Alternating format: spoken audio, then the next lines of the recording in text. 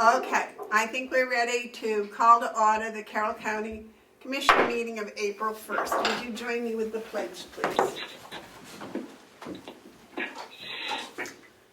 I pledge allegiance to the flag of the United States of America and to the republic for which it stands, one nation, under God, indivisible, with liberty and justice for all. Justice for all.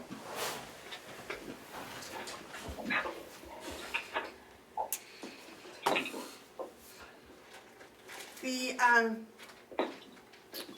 first is, David and Terry, did you get a chance to read the meetings from the March 25th meeting? Yes. Yes, Amanda. All right, I'll Yes. wait a motion to accept them. So move. Are we doing them both at the same time?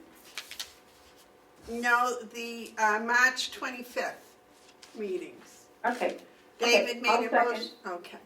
Are there any additions or I'll corrections? second. Okay, are there any additions or corrections? If not, all those in favor say aye. Madam Chair, I need to do a roll call. Oh, yes, we got to do a roll call, please. Commissioner Babson? Yes. Commissioner McCarthy? Yes. Commissioner Bevard? Yes. Thank you. And I forgot to announce that on the video, we have Commissioner David Babson, we have Commissioner Terry McCarthy, we have the Facilities Director Bob Murray, we have the Register of Deeds Lisa Scott, we have the County Attorney Michaela Andruzzi, and we have the coordinator who is present. So I don't think we need to do roll call for inside here. Okay. I apologize for getting started late, but we had a few difficulties, so we're now rolling on. Are there any media questions? Yes, sir. Yes, Stephen Steer, Comeau Daily Sun. I was just wondering if, that study that Roxy did will have to be redone because of the changing economic climate that we're having now due to coronavirus. It just seems like the whole world exploded a couple weeks ago, and we might be in a totally different place. Well, as present, she has a report for us. It was supposed to have been today, but because of her financial advisor is ill, she asked to postpone it for 1 week. And that would probably be a question to ask her next week when she does her report. You are right, the world is a different place today than it was a year ago. But maybe a year from now it'll be back to the same place, who knows? Do you know if the financial person has coronavirus or just sick generally? Just sick generally. Okay, thank you. Okay, any public input?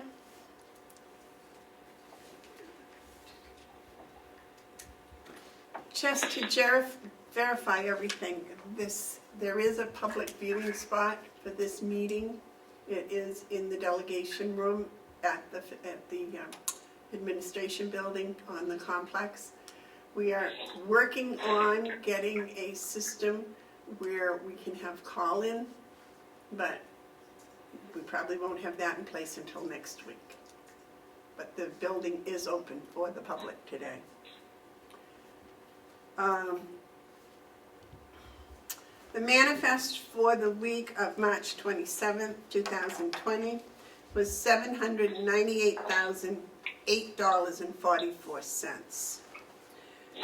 The first thing on our agenda is the Affordable Assisted Living Study with Roxy Severance, and that has been postponed until next week. As I just said, her financial advisor is ill. The next is department head report, and we're starting at new this week, and the first We did it alphabetically, Bob, so you start with a B. It works for me. Good morning. Good morning, Bob. Good morning.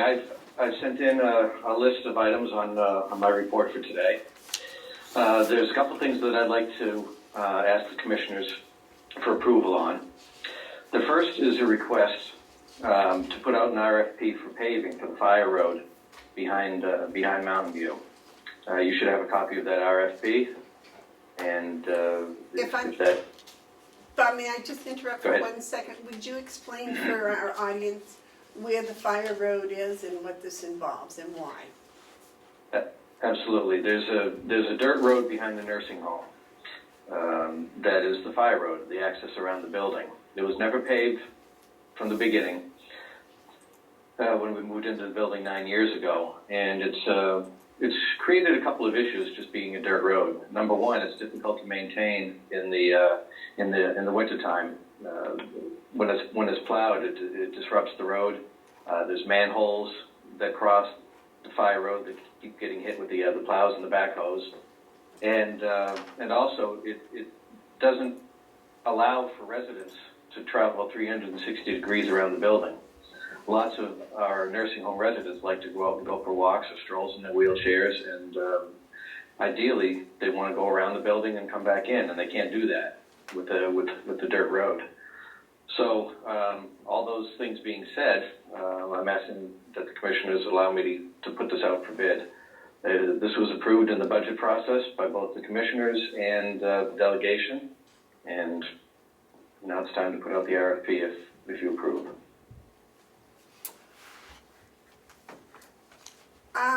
David and Terry, if you need my attention, just raise your hand. I can see it, I believe.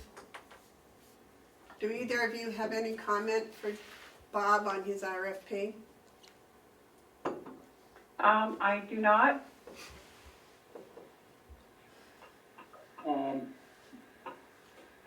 Why is it not a capital reserve item? It is. This is a capital expense. It's been put in capital. Okay, And just so you know, it's not going to have a finish coat. It's just going to be a base coat of asphalt, a little rougher than the normal finish coat you would find on the parking lot. It just needs to be a rough coat of pavement. Nothing fancy. But the residents will be able to take their wheelchairs over it, right? Absolutely. I'll wait a motion to have Bob with his RFP for the fire road paving. moved. I'll second.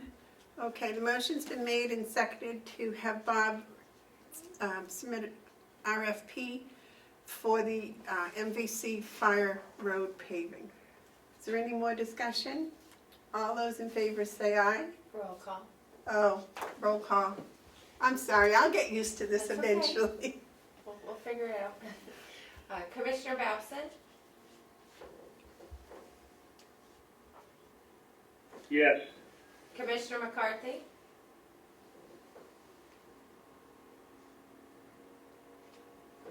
Terry, you want to vote? The system froze up. Yes, I said. Okay. Yeah, we're all frozen here. Commissioner Bevard? Did you hear me? Yes, yes, you're back. We're good. Thank you. You're welcome. Okay, Next item. Next item is the washer and 2 dryers. A washer and a dryer for the jail, and a dryer for the Mountain View Laundry. We just put these out to bid last year, and the bids were awarded to these 2 companies, Yankee Equipment and Daniels Equipment. I have talked to them over the last couple of days, and they have agreed to honor last year's pricing, the same pricing in terms of the bid that was awarded last year. Same product, same terms. Everything is identical except the date. So I'm asking the commissioners to waive the bid process on those grounds. I'd like to keep with the same vendor if possible. It's rather difficult to have multiple vendors servicing different equipment. That's another reason. But I think most importantly is they held last year's bid price.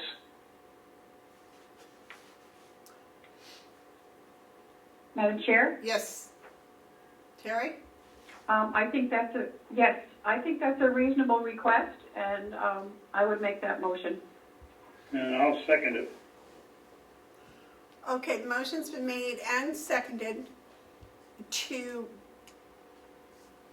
I'm sorry, Bob, what were the names of the two bidders, of the two companies? Madam Yankee Chair. Equipment,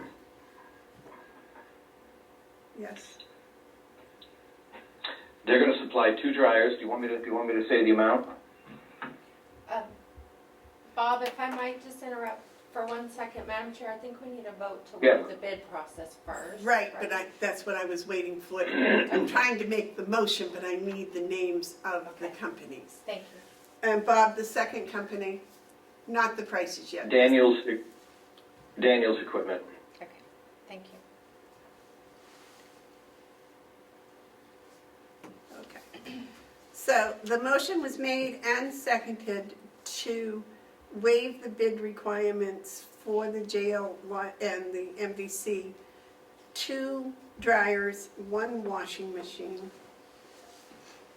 in favor of the winner of the bid last summer, Yankee Equipment for the 2 dryers and Daniel's Equipment for the washing machine.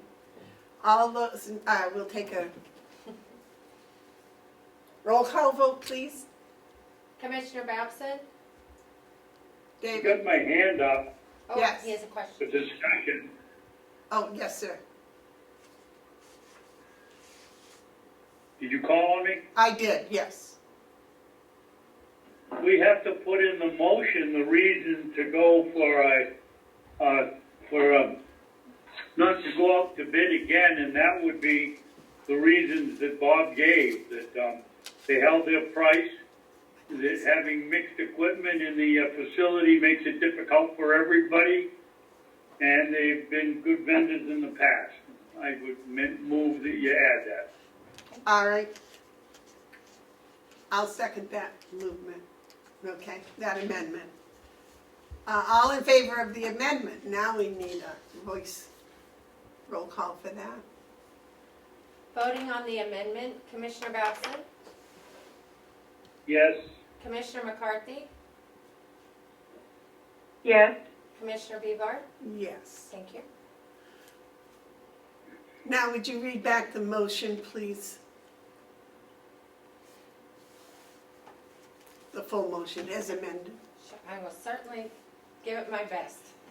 Commissioner McCarthy motioned to waive the bid process to purchase the jail and Mountain View community 2 dryers and 1 washing machine in favor of the vendors Yankee and Daniels. The reasoning for waiving the bid process is the companies held the price from last year. Mixing equipment presents difficulties, and they have been good vendors in the past. Does that sound correct?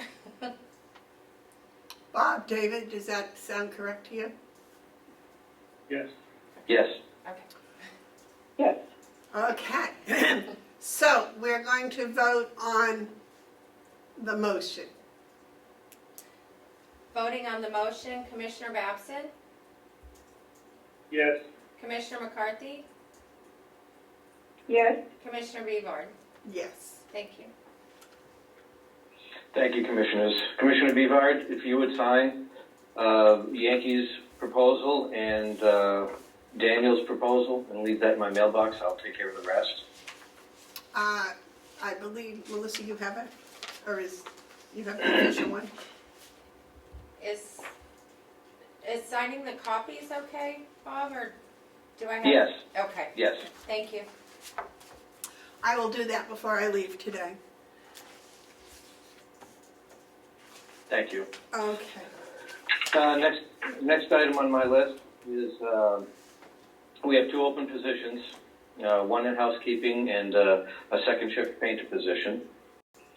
The ads are on Indeed, and if you know anybody that wants them, give us a call.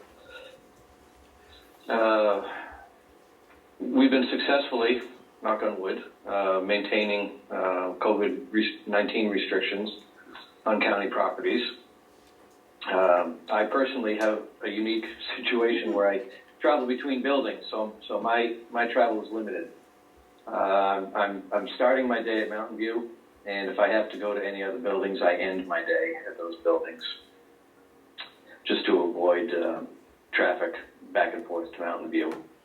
The annex is exempt because really there's nobody in the building, so I'm over here at the office in the annex right now.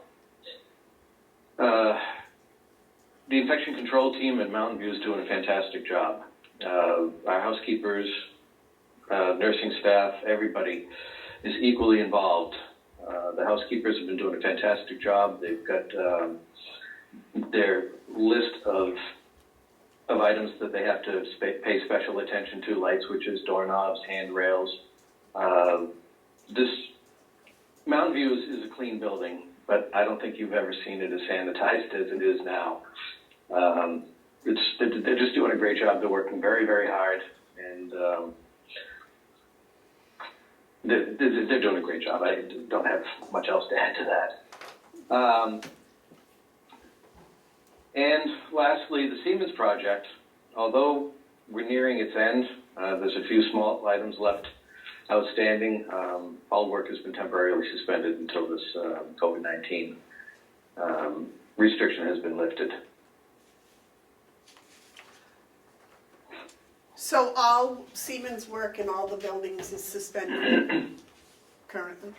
Yes, it's currently suspended unless there's something that needs to happen. Service calls will continue to happen, things of need, but installations, they're considered non-essential at the moment, and we're putting it aside, putting it on the back burner until the restrictions are lifted. All right. Okay. Bob, is your team, your housekeeping team and your maintenance team, when they go into Mountain View, are they being tested for temperature and all of the other procedures? Yes, everybody that enters the building is being screened. There's a questionnaire that they have to fill out, and they're being their temperatures are being taken and being asked questions. Every single person, every day. Would you convey to them, as you run into them, how much we appreciate their coming to work and being patient with all of this going through the procedures every day? Yes, I'd be happy to. Thank you. Thank you. Thank you. Thank you, Bob. Okay. And that's it for my report. Okay. David, do you have any questions or comments for Bob? No, I think the nursing home is doing a fantastic job. Terry, do you have any comments or questions for Bob? No, I just hopefully you heard me thank him and also everyone at the nursing home. All right. Thank you you. very much, Bob. And Bob, if you would like to go back to work and not listen to the rest of our stuff, that's perfectly all right. You're more than welcome to stay, though. No, I'm happy to go. Thank you. Good day, everybody. Bye. Bye, Bob. Okay, the next, the coordinators update. Okay. How was your first week, Melissa? Well, it was great, actually, getting settled in. It's a little unusual to begin a new job during the middle of a pandemic when everyone else is going home and I'm coming to work for the first time in a long time not working from home. The staff has made me feel especially welcome, and they've been helping me get acclimated to my surroundings. They're not really new surroundings, but the daily workings, several people have been very helpful with that transition, and I appreciate that. I had sent the commissioners an executive coordinator weekly report, and there's some items on that. I don't know if we want to look at those now, or... David and Terry, did you both get a copy of her coordinator's report? Yes. Yes, Okay. Would you like to look at those items now? let me see, I gotta look it up on my phone. Amanda, Madam Chair, I have no problem doing it now. You seem we're just breezing right through here, so. Yeah.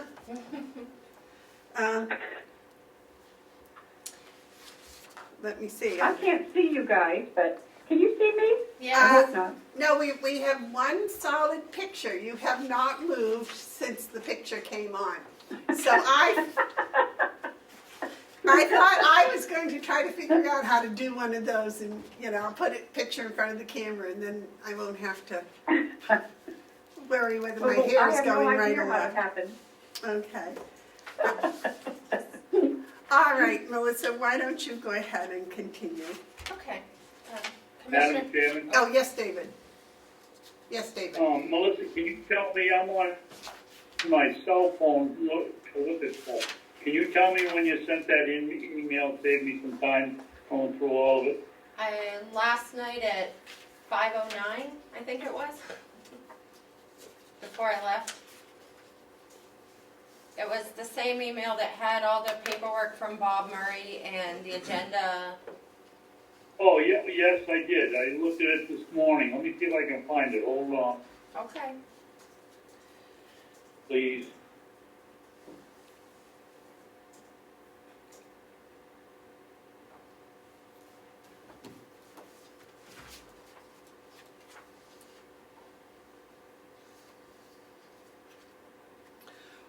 Well, So go ahead, I'll continue to look for it. okay, David. Okay.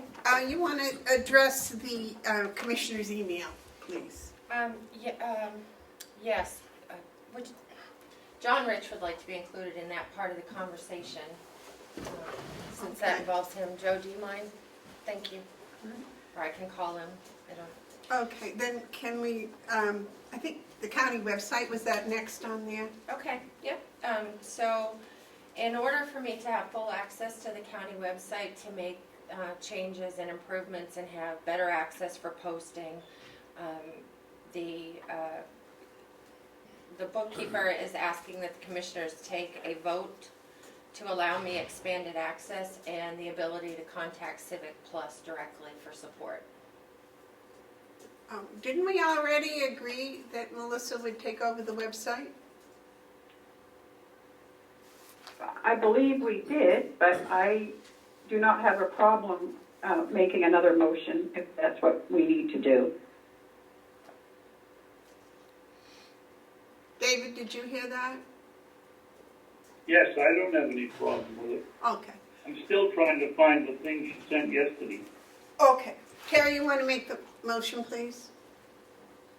Okay, I will make the motion that our executive coordinator, Melissa Siemens, get full access to our website with Civic Plus. Is that okay? Sounds good to me. David, you want to second that? Okay. I'll second it. Okay, is there any discussion? If not, we'll do a roll call. Commissioner Babson? Yes, Commissioner McCarthy? Yes. Commissioner Bevard? Yes. Okay. Did you find John? He's not in his office, I don't have his phone number. Okay. I'll contact him. Thank you. I thought I had it on my cell phone. Okay. I want to tell everybody in this room, I really appreciate the support that you're giving the commissioners with helping and running errands and being patient with us, actually. Thank you.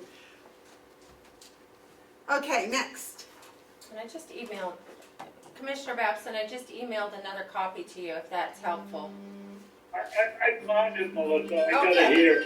Next thing up is the commissioner's email. Okay.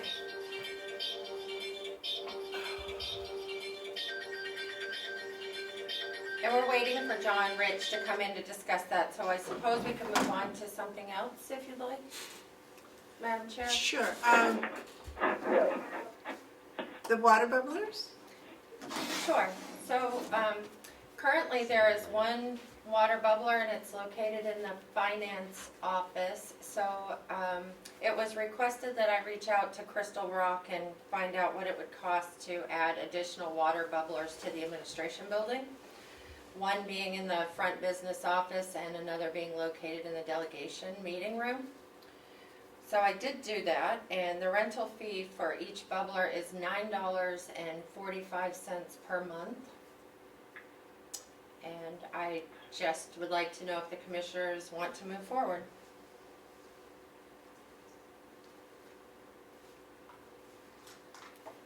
I think it's a good idea. It'd be nice to have one here in the delegation room for sure. And that way the other offices on this floor that don't have one could use it. I know that the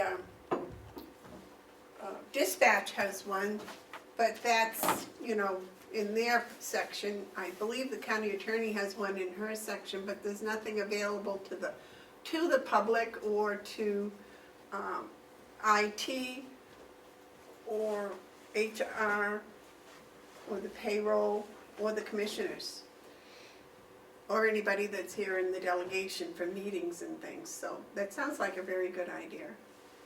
What do you think, Terry? I think it's fine. I would make that motion. Okay, David, Terry just made a motion to buy 2 water bubblers for the delegation room and, what was this? The business office. And the business office. Would you second that? No. Okay. I'll second that for discussion. Madam Discussion? Chair, may I? Yes. Melissa, I mean, right now, because the office is being locked, that certain people don't have access, is there anything, this is a rental, can we stop it at any point when things change, if we decide that it's not needed? Or do we have to sign, is there a contract? We can stop at any time that we decide we don't want it. I did ask that question and was told over the phone by a Crystal Rock representative. And I also asked, because I couldn't locate it, for a copy of the agreement, the service agreement. But she did confirm that, you know, we're under no obligation to keep these. And there's no penalty for Okay. returning it, so. Okay. David? I feel it's unnecessary. We have an elevator and a stairway if people want to go downstairs and get it. We have men's rooms and ladies' rooms on both floors. We could put cup dispensers in there. It would cost us a lot less than $9 a month if we put cup holders in there that people could use if they want to drink the water. I'm voting no. Madam Chair? Yes. Terry? Ma'am? I mean, if we're going to take that stance, then we should remove them from all the departments. Because every department has that same capability to go to the restroom and get a drink of water. So that's my feeling. I mean, I don't have a problem with that if we take them out of everywhere. I don't know, I mean, if it's $10 a month, we have one in the sheriff's department, we have one, Kathy has one in her office, Deeds has one, the county attorney has one. What is that, $50, $60 a month? And I'm sure the jail has some. I mean, that's, you know, and I would not have a problem with that. I think right now that, you know, certain departments don't have access to it. And so, I mean, why should some have the access to have it and others don't? So I think we, you know, anyway, that's my position. I don't have a problem if we take them out of everybody's office. That's fine with me. Commissioner Babson? I agree with Terry. Take the one out of the financial office, and I forgot we've got a water fountain on the first floor that anybody can access. I never understood why we had the one in the business office to begin with. I think, David, because you can also get hot water out of there so people can have coffee or hot chocolate or whatever they want during, you know, whenever. So I think that's another reason why, but. Don't we have a microwave in there where they could heat up a cup of coffee or a cup of water if they wanted to? Yeah, I do believe so.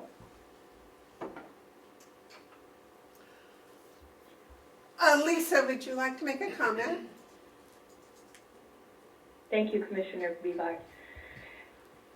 The water in the building is not consistent when the Public Works comes through and flushes. The water coming out of the system is brown. If you were in the building every day of the week, you would understand why we have the water coolers. I believe that this ought to go to the staff before you make a decision, and you get some input from everybody in the building before you decide whether or not this is needed. They were purchased for a reason. So.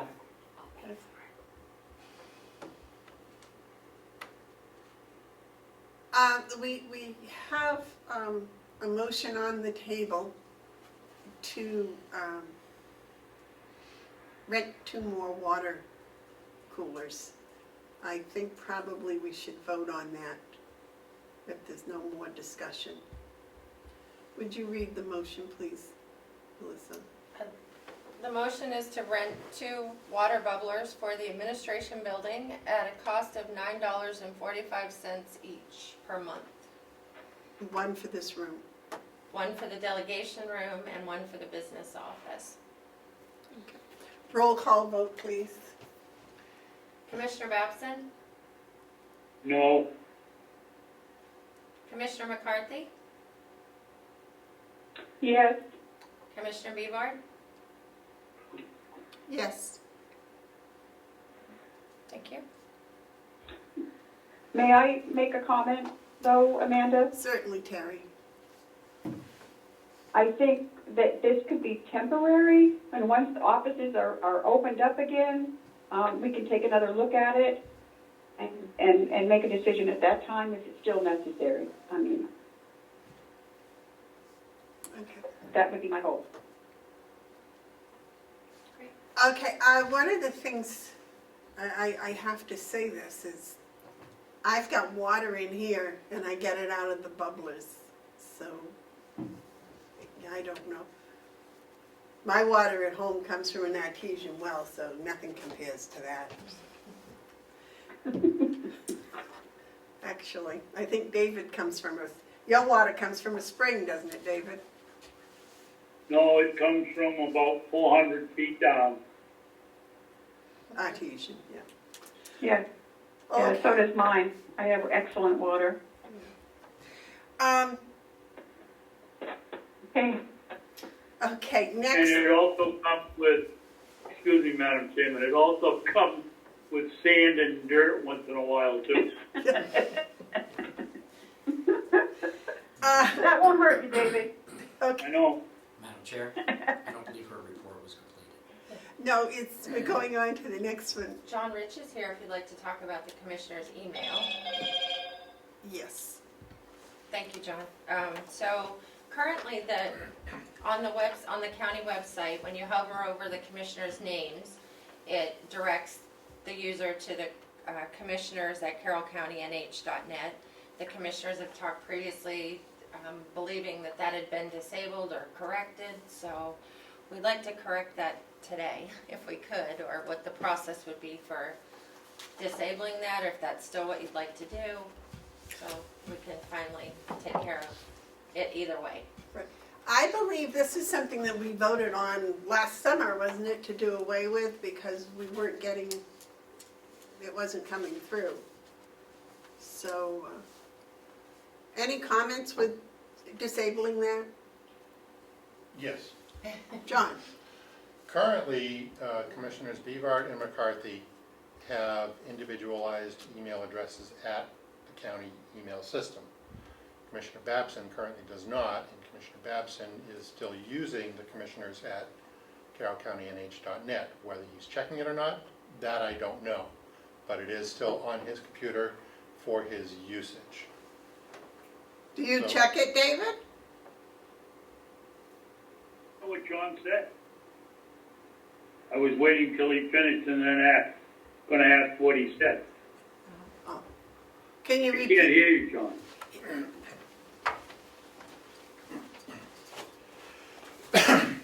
So currently, Commissioners Bevard and McCarthy have individual email addresses on the county email system.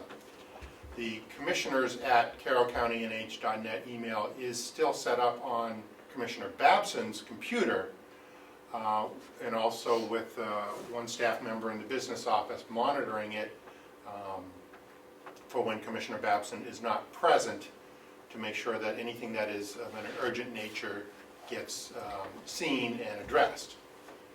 That has been in place for some time now. Whether Commissioner Babson is using it or not is not up to me. I have not been using it.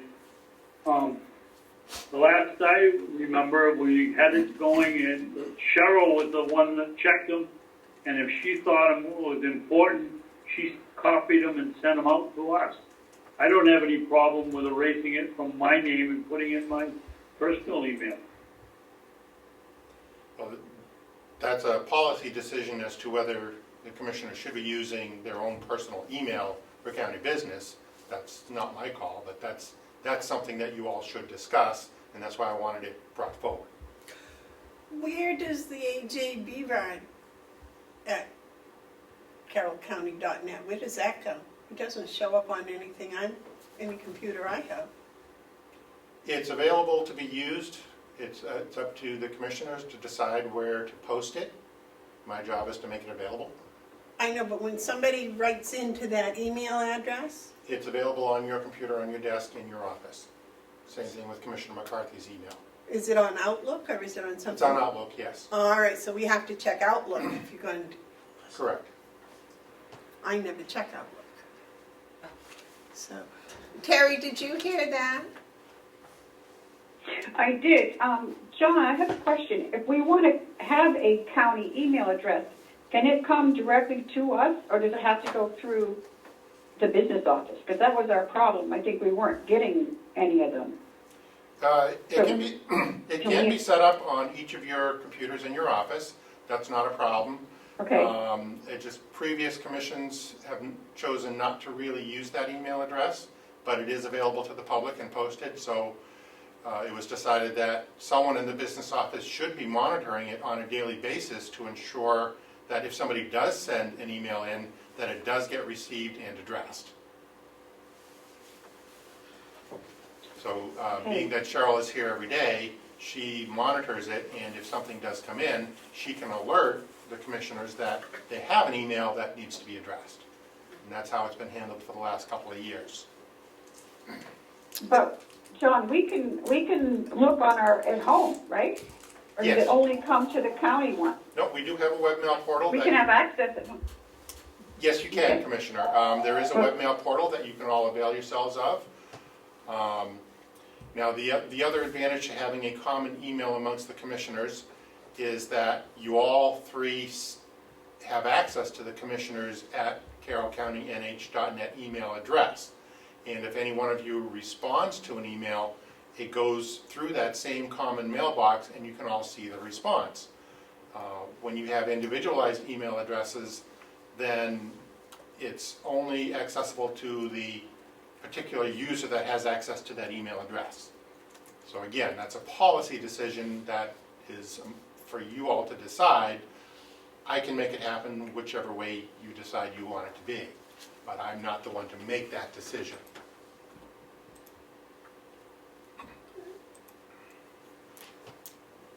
Well, if I know it's coming to me, AJ Bevard at Carroll County, and I have a web portal that I can check it from home, and I can do that 24/7, right? Yes, you can. I like that idea, actually, if I know what's going on. I just didn't know. David? I think we should have the commissioners and be able to access it from anywhere And then we know what's going on amongst the three of us and who's answering what and how it would work the smoothest. But I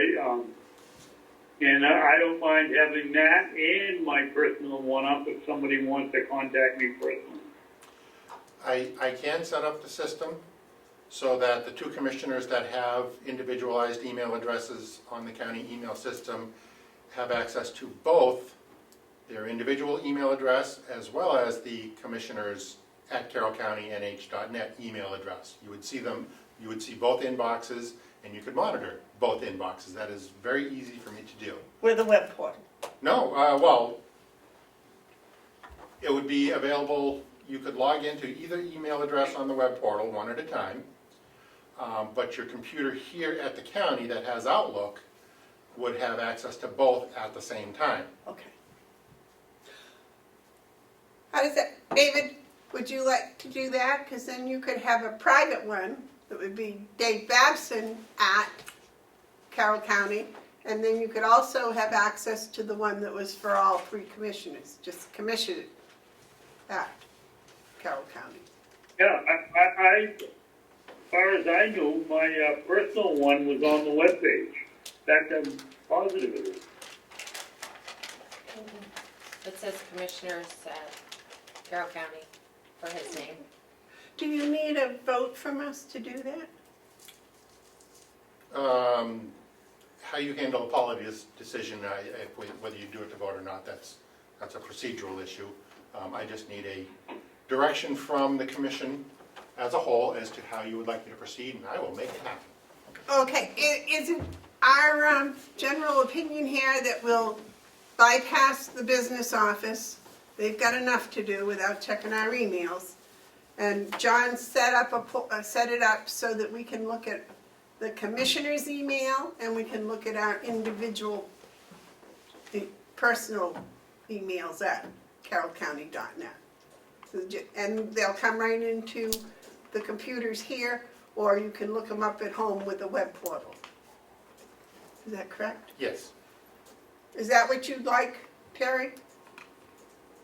That's fine with me. David, is that what you'd like? Works for me.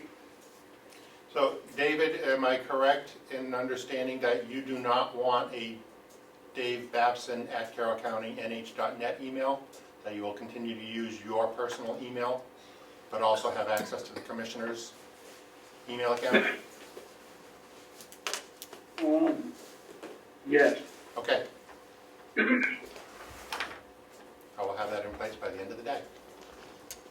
Thank you. And that'll save, then it won't have to go to the business office, and that'll save them. I will remove, All that. I will remove business office access to it as well. Thank you. Thank you Okay. for your help. Ah, Let me know when you want to discuss the webinar thing. And I'll come back. Or Do you want to do the Zoom discussion now, or do you want to keep going on and have him come back? Or? I'll be in the building all day. okay, all right. Okay. So just let me know when you want me back. Okay. Well, I don't know, David, Terry, you want to talk with John about how to get the outside public to be able to call into these meetings now? Sure. Yeah. He's there, we might as well, if Melissa doesn't mind. I don't mind. No. All about saving people time. Okay, Terry, would you tell John about the directive you got from the Attorney General's office, please? Oh, wait, well, hold on here, I got it right here. Yeah. What do you want me to tell him? All right. This What is it says about, wait just a minute, could you run in and get the papers off the printer in my office? I was gonna say, that's probably easier for him to read that. And did you also get the checklist to ensure meetings are compliant with the right to know law during the state of emergency? Well, Did you print out one of those? I printed that out for everybody, and Melissa's gone to get it right now, and Okay, so, but you can kind because I of, just thought, John a little synopsis as to what it says. It says that I think it says, I only read it quickly, but Terry sent it to me. It said something about, you sent a copy to David too, didn't you? Yes, I did. It said we have to provide public access to the meeting by telephone with additional access possibilities by video or other electronic means. And we have to provide public notice of the necessary information for accessing the meeting. And we have to provide a mechanism for the public to alert the public body during the meeting if there are problems with access. And then we have to adjourn the meeting if the public is unable to access the meeting. So that's kind of the thing. But I kind of like the checklist. I thought maybe that's something that we could do, during, after the meeting or before the meeting. So, and keep that on record. So if we ever have any questions, that we have that checklist that we've done. And But I this agree. is only if we close the building and don't allow the public to have access to the meeting. Public has access to this meeting, so we didn't. That's not what you were looking Yeah. for, but that's We did. what was on the printer. That's not Yeah. what you were looking for. Yes, it is. Is it?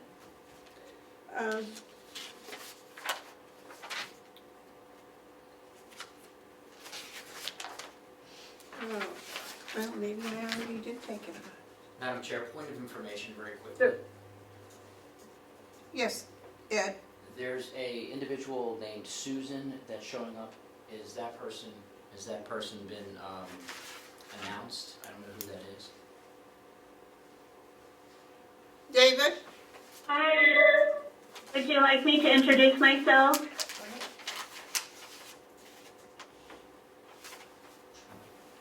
How did you get an invite? I got it through an email. This is not non-public, is it? Well, she can be on.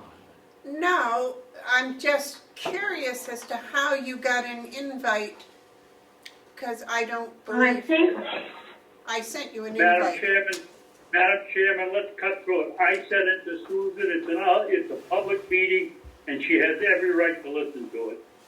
Well, I agree, but I just wanted to know how it was occurring, that's all, David. I sent your invitation to her after you started the meeting. I see. and Madam Chair, may I? Madam Chair, can you hear me? I can hear you. Yes, Susan, what is it? He sent the invitation at my request. I've long thought it was a really good idea for delegation members to have a better understanding of what happens at commissioner meetings. Now that we have this Zoom capability, it's possible for me to do that, and I really appreciate the opportunity. Well, I will tell you right now, I had particularly asked today that if people wanted to come, the public, that the meeting is open to the public, the doors are unlocked, that we would work on this, we would work on setting up a Zoom system where the public could come and the public could listen. And one of the problems I had today was because I didn't know how, if people came to the meeting, that if there was some reason that they needed not to be seen or not to be heard, what would be the proper procedure to do that. And that's what we were about to discuss about the new 91A laws that have just come out yesterday. Now, as it is, you have gotten on, you have interrupted the meeting, you have left people sitting here waiting to discuss this subject.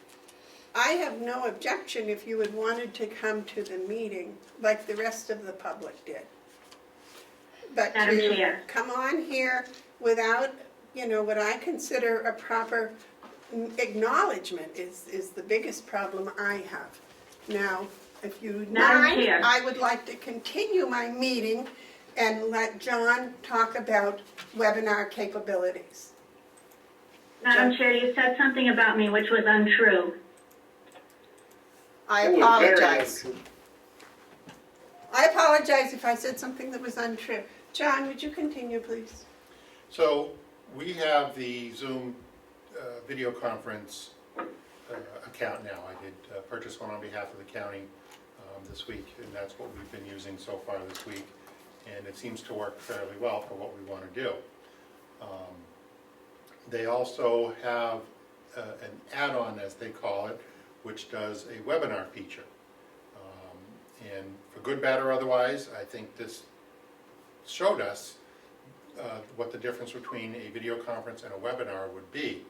And that right now, everybody who's a participant in the video conference shows up on your screen as a particular box. So if you made this available to the general public, you could potentially have 30 of these boxes on your screen. It would become more difficult to manage. Now, as I understand it, and I do not have first-hand experience with this at this time, but the webinar feature would allow you to post a public link that anybody could click on. They could view this meeting, listen to this meeting, but they would not be a participant per se, so they would not show up on this list here. They would have the ability to somehow signal us if they wanted to participate in the public input section, as I understand it, but they would not have the ability to interrupt when it's inappropriate. That add-on feature is a $400 a year add-on. Now, my budget has absorbed the Zoom video conference. It's a fairly benign amount. If I am directed to add on this feature, I will do this, and I have money in my budget for unforeseen purchases, because we never know one year to the next for things like this. So we could do it, but I want to be sure that that's something that the commissioners actually want me to invest in, because once I click the button, I can't give it back. Okay, there are new 91A requirements, and that is what I thought I had printed off from the email Terry had sent, but apparently this is the CARES Act information, which... Oh, shoot. Well, this is long. Should I, do you want me to send a copy of it to John? Well, if you could send Send it here to me. to Melissa, and she will email it out to everybody, because I think the delegation members need Okay. to see it also. Should I You ask, Okay. get can I a- ask where I the will do email that. was from? Is it, It was the Attorney General's office. okay, thank you. That was from the Attorney General's office, right, Terry? I got it from Gordon McDonald. I get that stuff because I'm a supervisor of the checklist and because of our public meetings that we have to have. So we get this stuff usually sometimes quicker than other people. So I got this yesterday. So I wanted you guys to see it. But I will send it to Melissa. Okay. And then if you could email that right out and Sure. but it took me a while. I've just read through it quickly, and I could see that it was going to take some time to digest it. Are there any other highlights you think, other than if we could do that if we had no public access, right? If we left the building locked? Yes, Okay. and the building, yeah, then there's no public access, as long as they have access to the phone. Now, my question would be on that is, because our meetings have to be posted a certain amount of time ahead of time, would we also have to have phone and participant, the passwords and IDs posted with the meeting? Yes, we can schedule these in advance and post that information. In advance? In advance, Okay. absolutely. So that's something we could put on the website, Yes, we could. and then people would be able to listen to the meeting? As I understand it, if we added the webinar add-on, we could have up to 100 people view the meeting and listen to the meeting without participating, except by your invitation on the go, for like public input. That's my understanding as to what the webinar feature does. You would invite certain people to be participants, very much like you have now, and then we could post the view-only portion for the general public to access, and then you could invite them in as necessary for public comment. That's what I understand that this software can do. So they could watch us, they could watch the whole meeting and hear it. Correct? Would they be on the wall? No. So they would have no picture, no input, no nothing unless it was public input and they, And then what happens exactly at that point, I really couldn't tell you. Again, I have not used this software. I just know that from what they posted on their website, you can open them up and invite them in for public discussion, and then, and I don't know the process of doing that, so I can't comment to that. David, does that sound like what the letter from the AG's office said? Yeah, Yeah, I think. I think that covers it. The letter was very long and very complex, and that's about what I got out of it too. Well, I guess the choices we have are we either pay $400 for this, or we continue to keep the delegation room open to the public.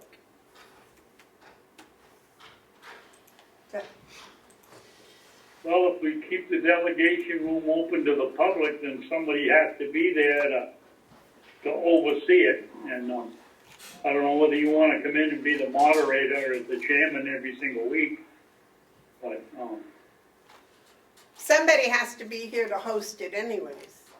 This is where that's what I the mean. computer with the host is, if we're going to continue with these video meetings. Madam Chair? Yes, Technically not. You can host it from any computer. It does not have to be that computer. If you had a laptop at home, you could run this from your house and still be the moderator. really? What you wouldn't get is that speakerphone. That's here.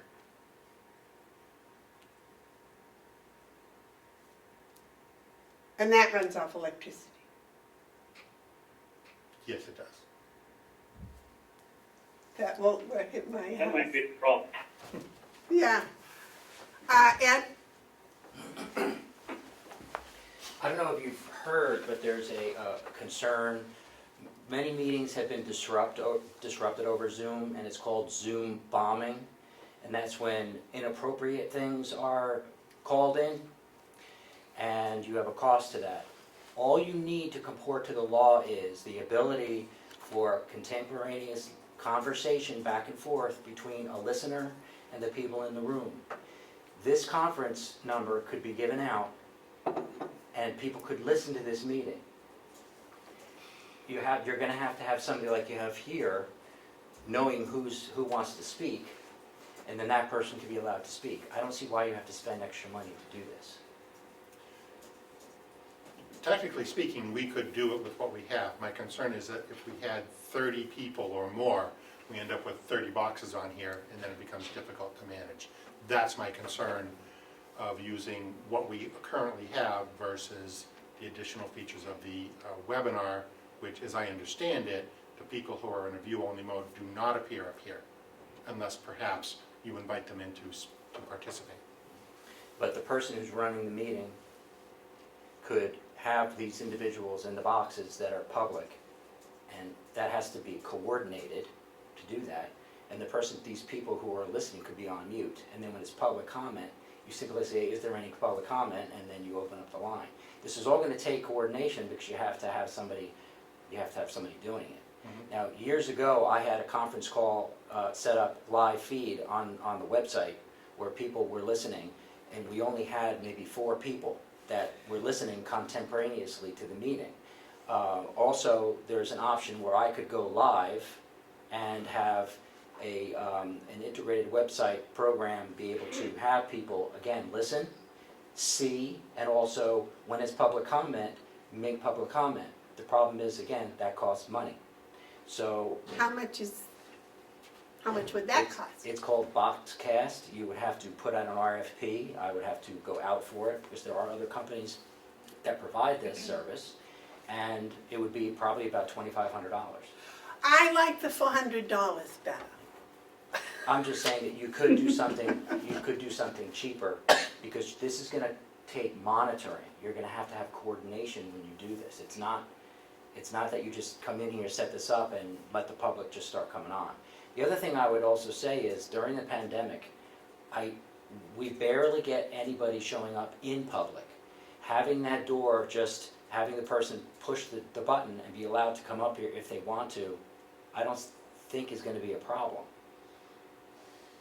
If people could watch it live, like, I don't think you're gonna lose anything by just having the building open. Well, see, I'm thinking that where people are home with nothing else to do, we might have a bigger audience, and they might actually start to learn what happens at the county. And I can answer to that is, when I was going live to these meetings, the cost of doing live for the 2 people that watch live at 9 o'clock in the morning on a Wednesday, it's not worth the money. That's what I had a problem with. Many other towns will do live meetings. Not that many show up at the live meetings, and your cost for doing the live meetings is a lot. But this whole conversation comports around 91A. You just got to find a way to make sure that the public can access the sound and possibly video of the meeting, and be able to, during public comment, be allowed to speak. And I don't understand why that couldn't be done very simply with a free conference line. Okay, wait just a second. This isn't a free conference line. When I point to this, I mean a conference system, because you can have a conference system on here. It's not the free account, we did purchase an account. But yes, we absolutely could do it with what we have. My concern is, again, if we get too many people in at the same time, this is gonna become unruly. That's my concern. Yeah, And I don't know if I want to see all the people that are watching. Yes, You mind? thank you, Ed.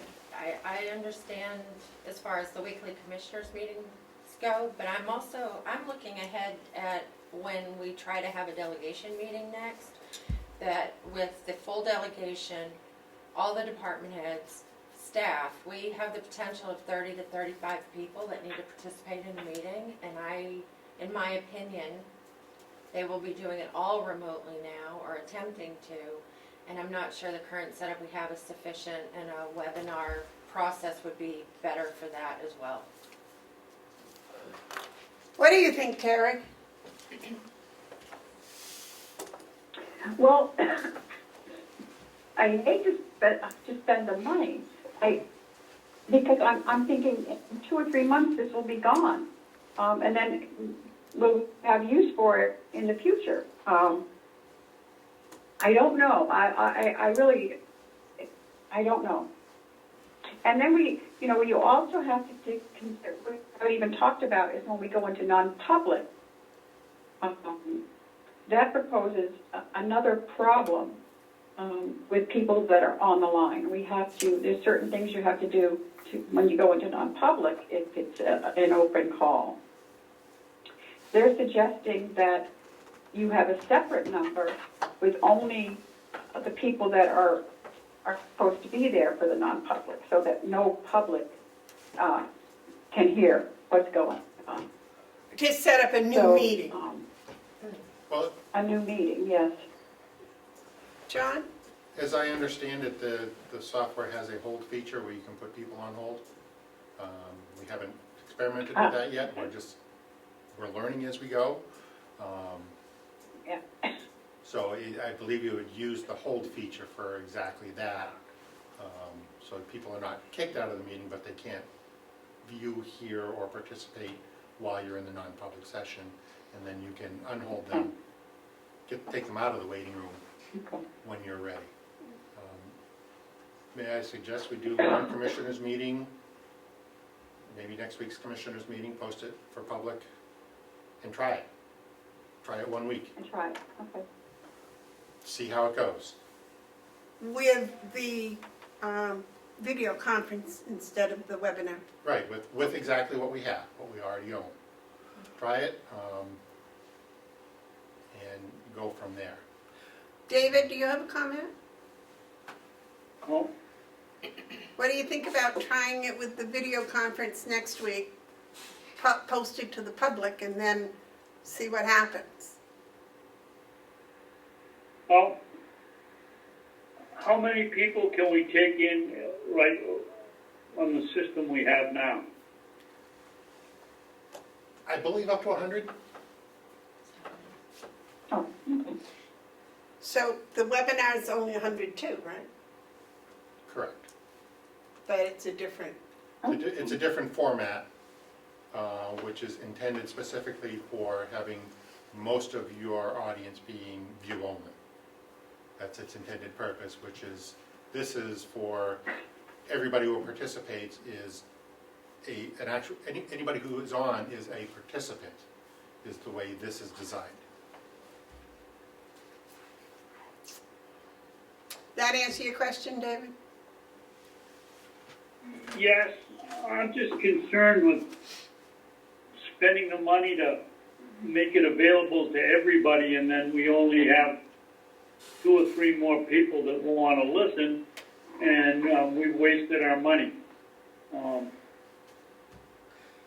What can we do to, I guess the webinar takes, 100 people? It's up to 100 people. Yes. And this platform, or whatever you call it, that we're on now takes 100 people also, right? I think it's up to 100 participants. I'd have to go double check that. And so if we just stay on this one, and when it shows up to the moderator, the names are right there. What is the problem with this morning? The chairman could very easily have said, "Who is Susan?" but she didn't. And Susan was here from the beginning. Why can't we do that? And just go with 100 that we have. We can test it. Then for example, Susan and Lisa have been listening, and Michaela was listening earlier. So when it comes to public comment time, I just unmute everybody, and I'd have a picture, so then they could raise their hand if they wanted to speak. Is that? And then you unmute them. Right? Then you unmute them, and they can say what they want in public input. Yes. For those that are listening only via the audio, of course it shows up by default as just a phone number. Somebody has to go in, you can rename them once you identify those people, Right. which I would recommend you get in the habit of doing so that you can quickly identify on the screen as to which button is which. As you get more boxes up here, you want to do everything you can in advance to identify those people to make your life easier trying to operate this. Right. That would be the thing about public input with just phone calls, people calling in. I wouldn't know who they were unless they called in early and we went through and... Well, as they show up, of course, their phone number will be there, and I would think at the beginning of the meeting, you would go through each one. Currently, you announce who is participating via video. I would think during that process, you would also identify any additional ones that are there and identify them as just a listener, if you will, rename them, but go through the process right at the beginning of the meeting so you know who is actually participating electronically. And whether they are a true participant versus just a online viewer. Oh, I have a question. If somebody is just a viewer, can I ask, do I have the right to ask them to identify their name? If they're just a listener? Are you talking about this platform? Yeah. Yes, because they would call in and they would show up as a person. So I would have to ask them. I was thinking because if people come in and sit down and watch our meeting, I don't ask who they are. Unless they go to speak, and then they have to volunteer their name and their town. So that'll be some more study. So you want to try it that way next week, commissioners? Yes, David? David? That's a good point, Madam Chairman. If they don't have to identify themselves until they speak, what do we care? It's an open meeting. What do we care who's listening? That's it, and that's what I'm thinking, that maybe I should not have even asked Susan who she was or how she got it, well, this particular meeting, but if it were an open meeting, then everybody... Or accuse her of interrupting your meeting. Well, But go ahead. but what You're a dishonest man. But go ahead. I am not happy. Well, I am trying to figure out how to have a meeting that is open to the public and at the same time conduct a meeting. You know, if, I would think that we put it on our webpage, do it 2 or 3, John said you could do it ahead of time, put the number on our webpage, the people come in and hit one click and connect. We don't have to ask who they are unless they want to speak in public meeting, public input. And then all we want to be able to do is make sure they're shut off when we go into a non-public session. so we wouldn't identify them as they showed up on the screen. If you do that, how are you supposed to know they want to make a public comment? Go through everyone that's there and say, do you have a public comment? Do you have a public comment? Are you going to do that? I believe there are links within Zoom where you can raise your hand, so to speak. You can definitely, there is definitely a chat mode, so somebody could click on chat and type in, I would like to speak, or something like that, and that will show up. That much I know. But who's going to coordinate this during an active Yes. meeting? How about our coordinator? What was your question, Ed? I said, who's going to coordinate it? Who's going to coordinate it during the entire meeting? Well, they won't be allowed to speak until public input, That's right. just like a regular meeting. You know, some, But And somebody, in chat, they fill in their name and say who they are. And then you call on them. we can work on that one. yeah, I think we have a coordinator, and she seems fairly tech savvy. I would think we could utilize her for monitoring, managing this, so that you can concentrate on running the meeting, which is certainly difficult enough. But she is an excellent, excellent, excellent minute taker, and I don't want her distracted from that. And I'm one heck of a multitasker. I know that. Scare me to I death. do have a question if I could. It's a Yes. it is a technical question. I'm not so tech savvy, but bandwidth. Is that the right term? So Yes, if you have yes. 100 people coming in video, what does that do to the quality of the actual meeting? Absolutely nothing. Okay, The meeting is not hosted in this building. okay, It is on Zoom's website. okay. So we're getting the video and the audio in and out, whether that video is 7 or 27. It's Okay. just still, the video of that is coming here. The actual meeting is on Zoom's server, so So that doesn't affect us. if there was an interruption at Zoom, that would affect us, but other than that, we're okay? Correct. Okay. All right, thank you. Madam Chair, Yes, Terry. may I? Yes. I think we should just try this next week. Okay. And even if I have to call a few people and say, please sit in, and when it comes to public input, have them, try it, because, excuse me, but have we ever had more than a dozen people ever show up for a meeting? I don't see us ever getting more than a dozen people calling in. Unless it's, delegation time, or budget period, certainly, and hopefully this will be over by then. Talking about getting 100 people, I don't ever see that in the future. Okay, but the only thing is, I That's think, me. I agree, Terry.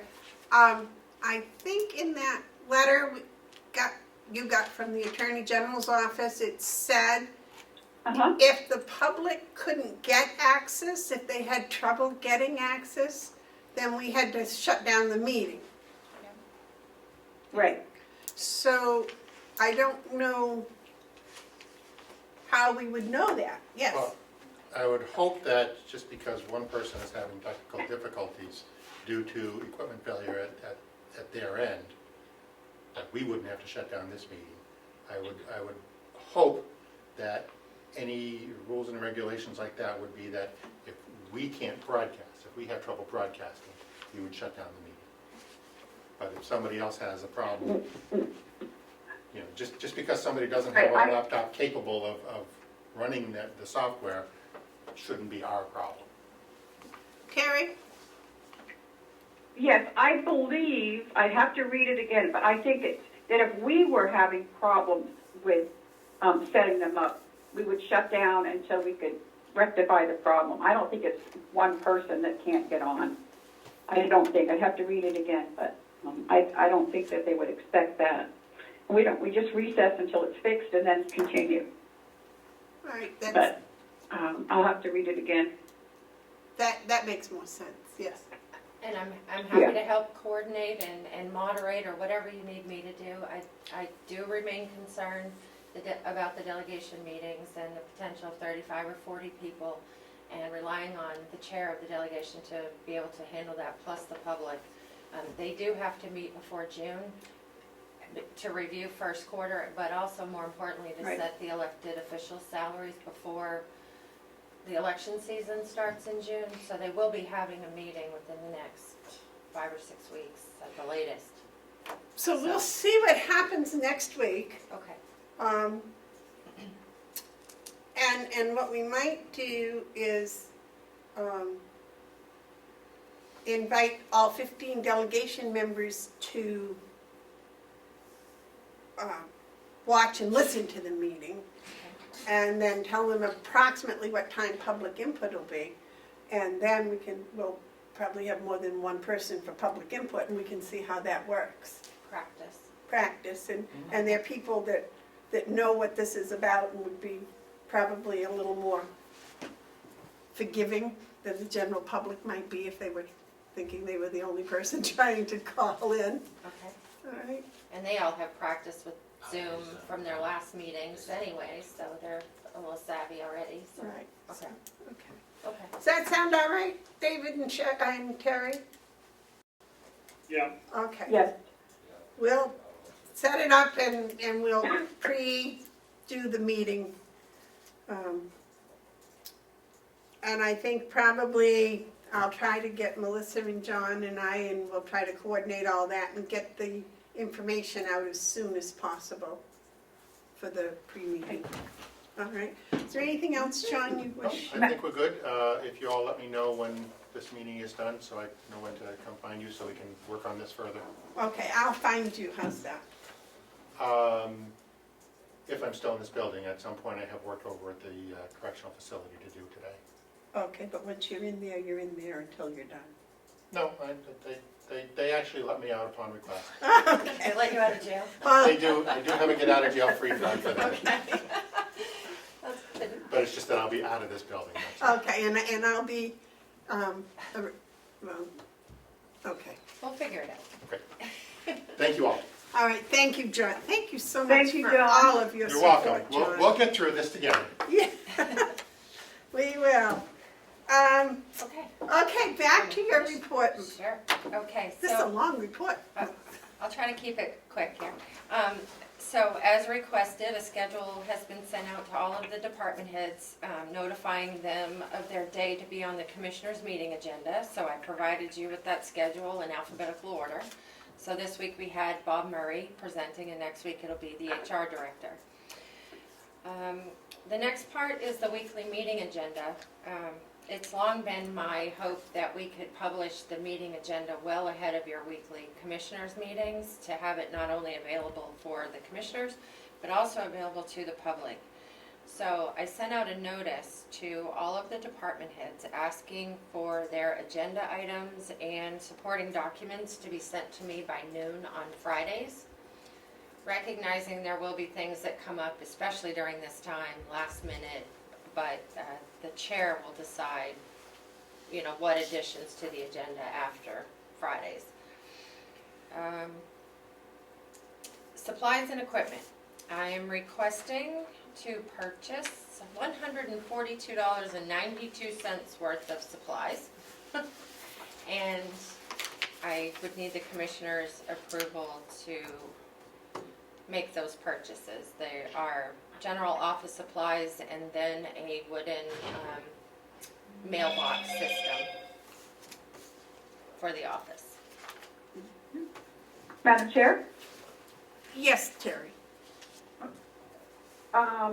Melissa, I see that you have gone through Seth to get the best prices on his stuff, so that's good to know. And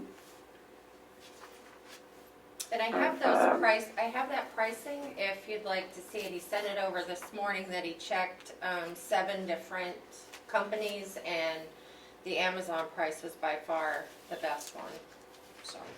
Is he going to order it? No, right? I just want, I'm sorry, Terry, go ahead.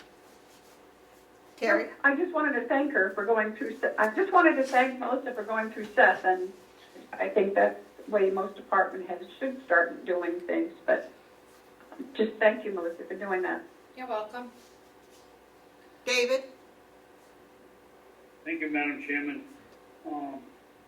Has Melissa gone over to the old nursing home? We have a museum over there, and I'll bet you there's something that would handle the mail slots that she's looking for. And if we don't have something, then let's buy one. But let's look first and see if we got it.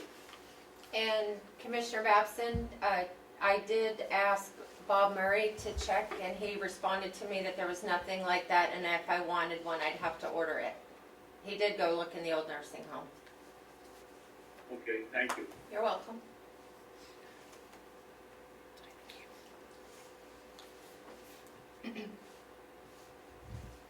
So Melissa, am I to understand that all of this that you would like is going to be $142.92?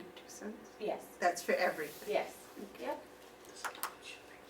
Um, no shipping.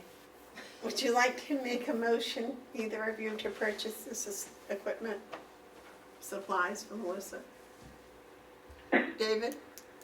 And then, Mike, I have a question. Are we buying more than the letter holder? These things down at the bottom are they going to be purchased too, or are they just? I mean, I got a stained glass window on my email there. It looks like a stained glass window. It's actually a mouse pad. It's just kind of colorful. And then a received stamp. What's the next thing? A received stamp, so I can mark things when they've been Okay. received and then date it. And then binder dividers. And then the mailbox system. So there's 4 items, totaling $142.92, with free shipping. Okay.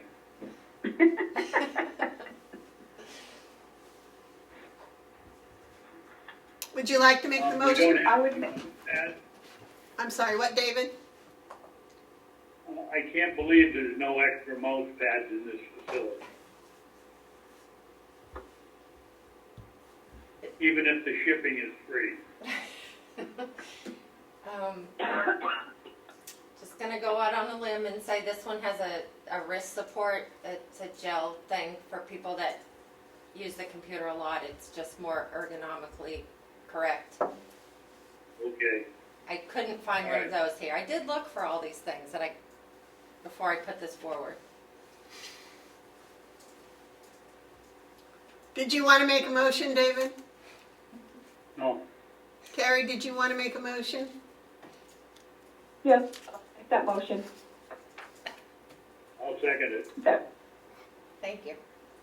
Melissa, would you read the motion, please? To authorize the purchase of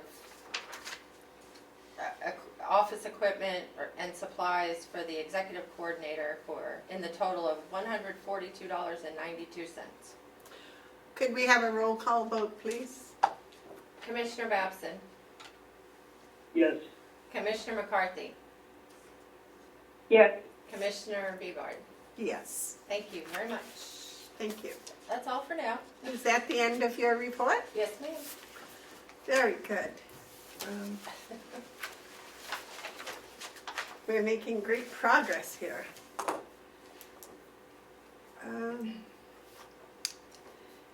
Is there anything from Hale's location? Yes, Madam Chair, there is. I have the checks with the invoices, the monthly activity report, and the bank statements that I'd like to pass along, please. Yes. And while those are being passed to you, I want to mention a couple of things. I met with our coordinator, or I'm sorry, our assistant, if you will, at Hale's location on Sunday at her home to go over the budget changes that the delegation approved at the last meeting, Yes. because those had already been sent to the state DRA with the MS 46. And so we went through those in some detail because that has to be refiled with the correct information. And she's in the process of trying to get a hold of the state to talk to them about that. Obviously, with all the goings on, it's a little more difficult to reach people specifically at the state level these days. But so that's an ongoing process. I do suspect that that will affect the equalization rate. The tax bills when they come out in June for Hale's location. So we wanted to get that correct as soon as possible. Let's see. I just wanted to be sure about, and perhaps Commissioner McCarthy can help me with this a little bit. Our administrator, if you will, at Hale's location is also, I believe, the chair of the checklist, I believe it is, Commissioner McCarthy? yes. Yep. And so she's got a pretty good handle on that stuff, but the question arises, I just want to be sure that when it comes time to vote, this won't happen in April at Hale's, but it will happen this fall, that we have everything in place that we need to be. So I would ask Commissioner McCarthy to make sure she talks with Denise about anything that might need to be done at Hale's, because we're not sure what has to actually happen at Hale's. I know that Denise is going to be checking into that to find out, but I know also that Commissioner McCarthy serves on that committee too, so. Is that okay, Commissioner McCarthy? They don't, yep. Joe, there's nothing that Hales has to do, because they vote in Conway. Right. So as far as that's concerned, that's there's nothing that Hales has to do. I understand that, and I know that they vote in Conway, but I just want to make sure that if there has to be any notices or anything that's posted out there, that that's done correctly too. Yep, I take them up there myself, so. Okay, And they are excellent. posted, okay. So I can cross that one off my list. The other thing I wanted to inquire about, in the budget, and it's been in that Hale's budget for a couple of years now, there is a figure that the county receives. I believe it's like $9,000 to do various things. One of the things that came to my attention just recently was that the administrator was told to provide envelopes with stamps on them to have items mailed back to Hale's location because the county didn't have a budget for it. So I wanted to be sure that part of those funds that the county gets is utilized for things like the county putting the stamps on the envelopes and mailing it back to Hale's. Because Hale's shouldn't have to pay that twice, I would think. David, wasn't that $9,000 supposed to be for the county taking over the Hales administration? It's been in effect a long, long time. I don't know that we've gotten it every year. it was for the services we provided in as the selectman of Hales location. Oh, that's payment for the commissioners? Well, those were the services that we were charging for, the bookwork and the commissioner's time. Madam Chair, Yes, Terry. if I may, Joe, did you get a hold of Kathy? I think we're gonna call her to see if she remembered when that's put in and for what reasons it was put in for, the exact reason. Were you able to connect with her? Madam Chair, yes, if I can respond. Yes. I did try to reach out to Kathy. Unfortunately, she was out of town. I did get a message back from her that said she was pretty much all set with the Hale stuff and preferred not to have any more dealings with it, so to speak. Okay. So I don't take that as a negative, but I do take it that that resource probably isn't available at the moment. Joe, would you ask the current administrator up there if she would review back over the budgets for the past 10 years and see when that first showed up? If I may, I don't know exactly where that information is stored. The current administrator and I have looked at the files that are there, and she's gone through some of the stuff in detail. I don't know if there's anything there that goes back that far. To my knowledge, I think it's been in there at least, I think the county's received that perhaps up to 3 years. Prior to that, I agree with Commissioner Babson that I don't think that the county received that from Hales. It may have been in their budget, but I don't think the county actually received it. David? We have been charging them for well over 3 years, Joe. And I can't remember.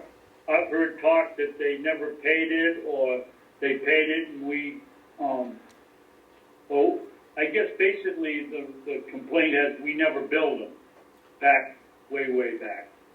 So it's been on the books for a long time, but we haven't, for one reason or another, we haven't collected it except for the last couple of years.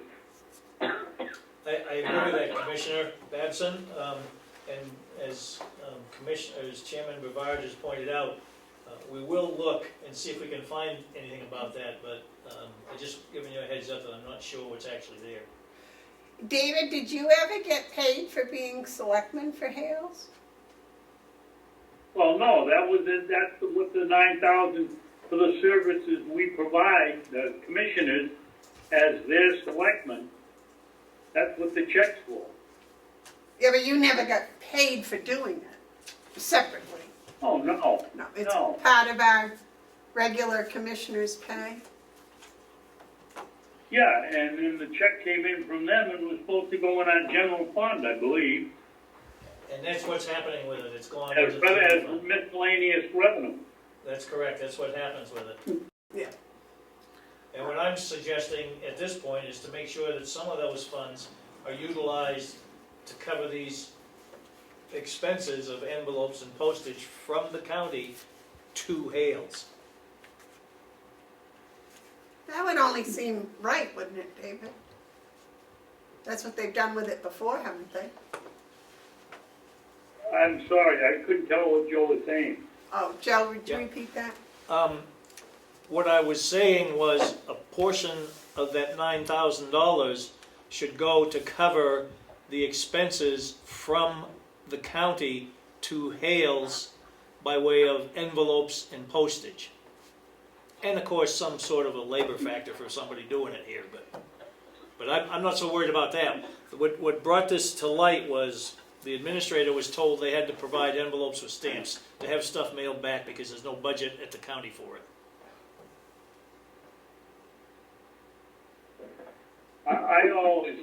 I never thought about that situation. I thought it said when the service we provided, I assumed that meant envelopes and stamps and whatever else we had to send out. I agree with that. They have an office supply line in that budget, so the stamps don't come out of it, but a couple of envelopes here or there. I thought that was what was included in the $9,000. I would agree with that, Commissioner Babson. I guess the reason, again, I'm bringing it to light was the county, not the county, the Hales administrator was told that she had to provide that stuff for the county, and I don't think that's the case.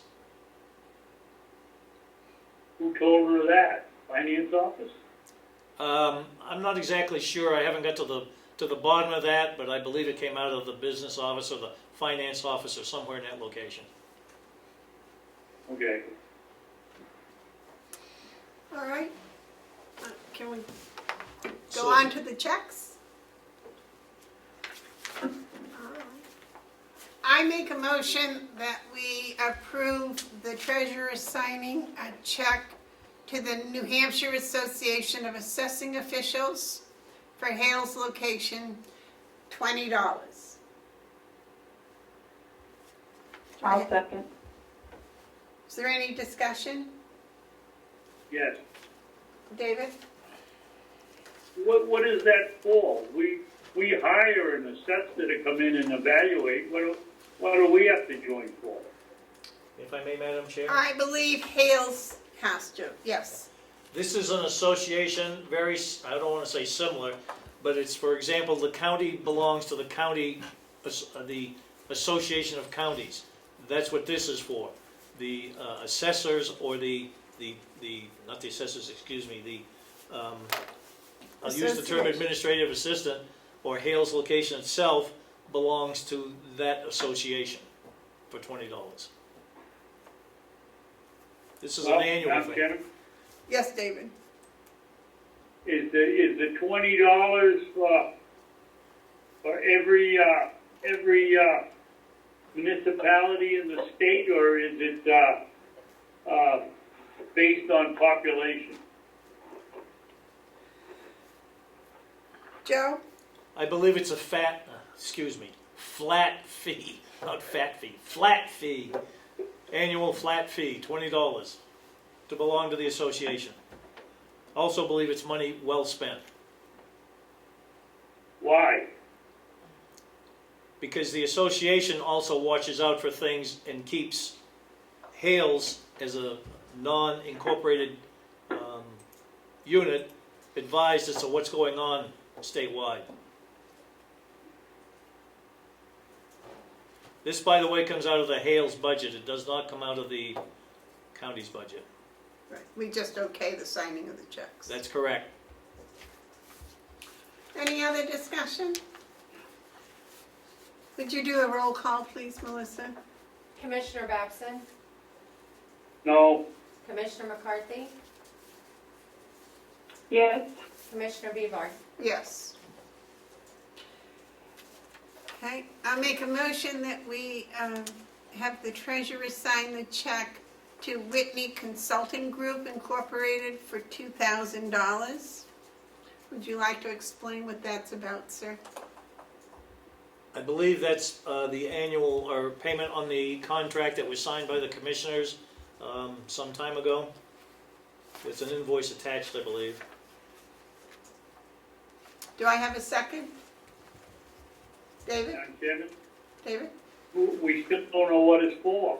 Well, we need a second and I'll read it. Well, no, Okay, I mean, it's the bill for, what are they, a construction company or a? May I, Madam Chair? Terry, I believe, seconded. For the discussion, what this says is that it is a statistical update is the process of analyzing market sales throughout the entire municipality and identifying and implementing needed value changes to the affected areas or classes of property to bring all properties to market value, including the establishment of a new base tax year and providing an appraisal report to comply with the uniform standards of professional appraiser practice. A statistical update will be performed and will have effective date of April 1st, 2020.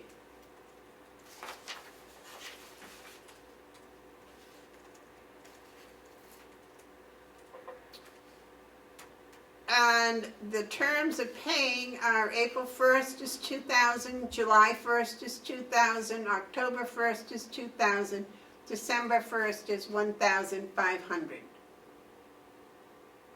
And this is for all those assessing services to support and to defend the assessments.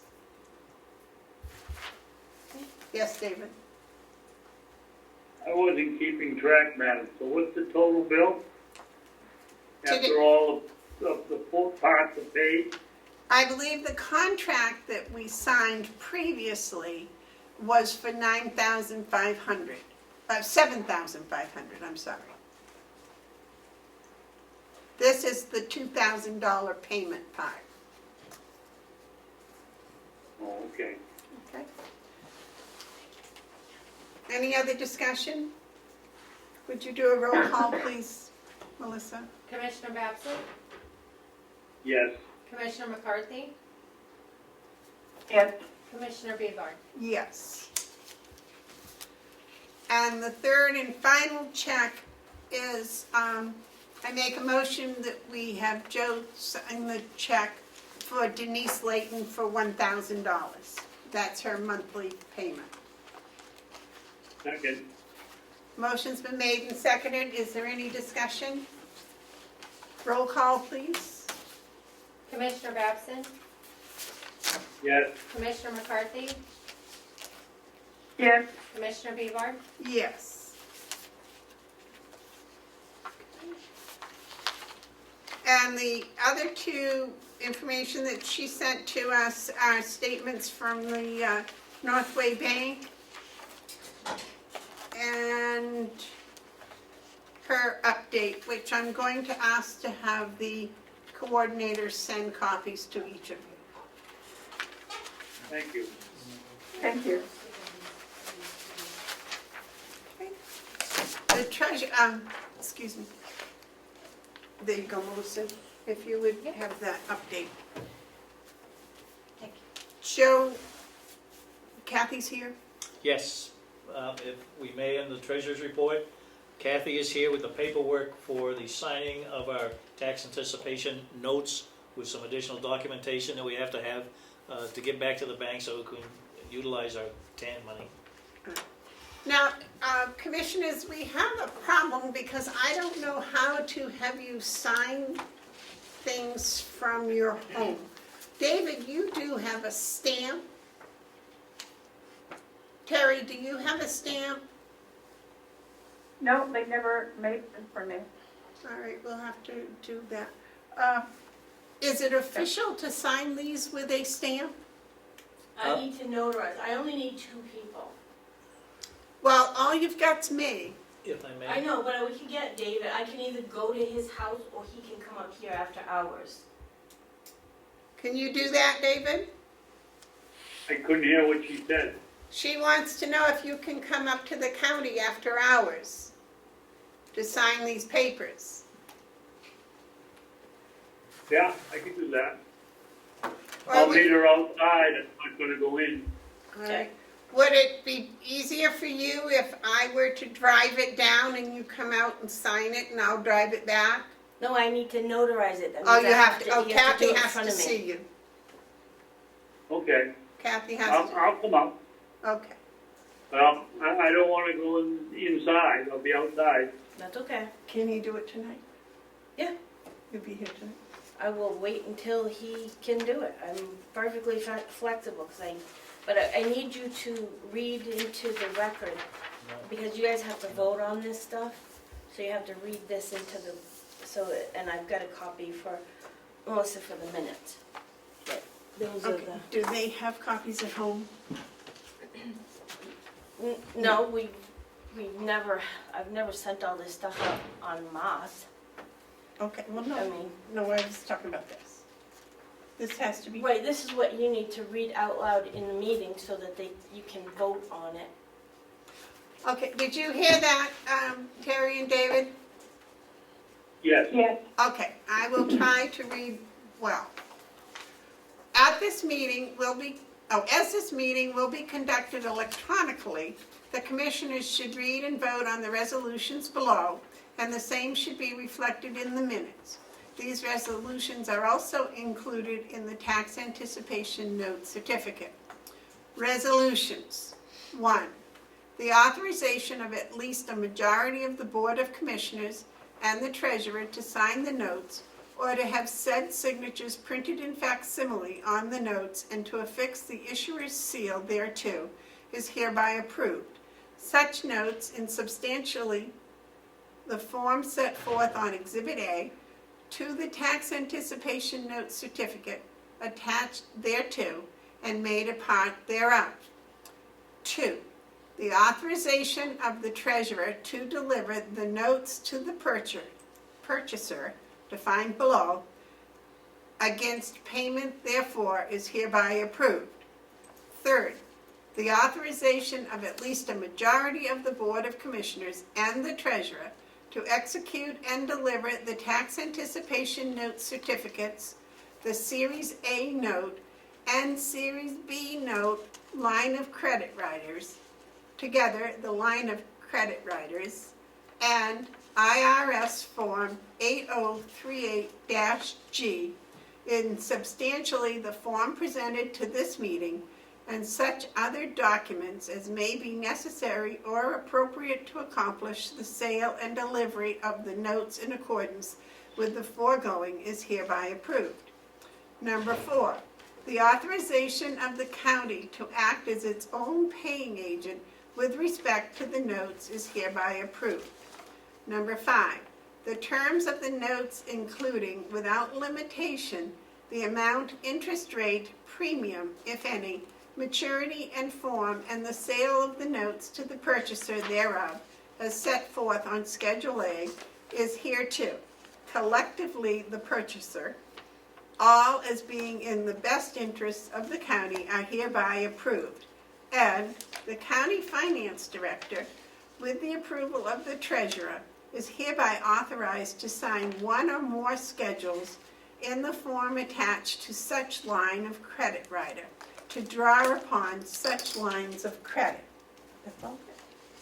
Yeah, then these are the documents for the signatures. You can read the amount of the notes. Okay, do we need to vote on this? Yes. Okay. So I've just made the motion to authorize all that. Would somebody please second it?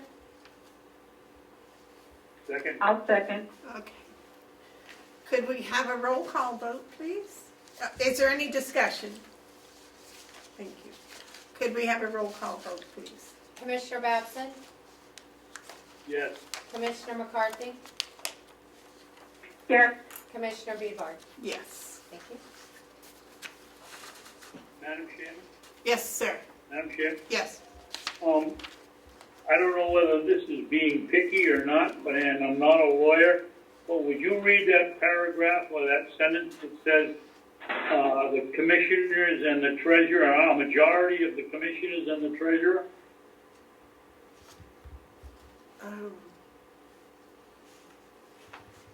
I think that's what it says. There were several places it said that. Number 1 was the authorization of at least a majority of the Board of Commissioners and the treasurer to sign the notes. Okay, that's my question. And it's probably picky. I think they mean a majority of the commissioners and the treasurer, but the way it reads there, it almost sounds like it's the majority of the commissioners and the treasurer all together, and I don't think they mean that. No, I probably should have paused before the and, but there's no comma. So, but it Okay. says a majority of the Board of Commissioners and the treasurer to sign the notes. Is that better? Yeah, well, it's obvious, it's done by lawyers, so it's done correctly. It just sounded to me a little bit ambiguous that you could probably count the treasurer as four, we counted as 4 people rather than 3 and 1. Well, I don't think so, because if you diagram the sentence and you took out the phrases, it would be at least a majority and the treasurer. Okay, well, that makes it clear. He's an Anyway. He's an English person. Anything? No, that comes from being in the legislature and picking apart every single word that they put in the law. Were there any other questions, David? No, that, Do you want this back? I'll take it back. I'm gonna give us a copy to Melissa. And then I just need to collect signatures is what I need to do, so. But you guys voted to authorize the signatures, so that's what I need to do next. I Okay. have to have one set of original, you can read, if you could read, this is the actual note. So if you could read the amount and the interest rate out loud, because there's two of them. Series A is the bulk of it, which is, there you go. One is That's the taxable. tax one is- exempt is Series A. Series B is the other one. The interest rate there and the principal amount. Okay.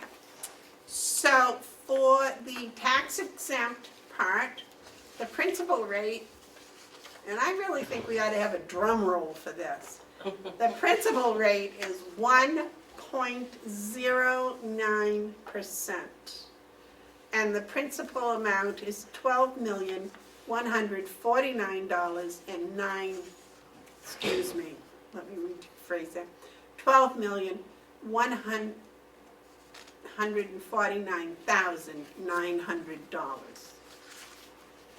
And I'll sign that now. Yep.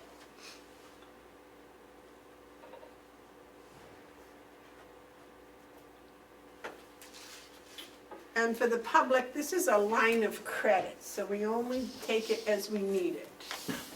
And this is Series B, the taxable one. And the override, the taxable amount is at a rate of 1.49%, and it is the amount of $2,850,100.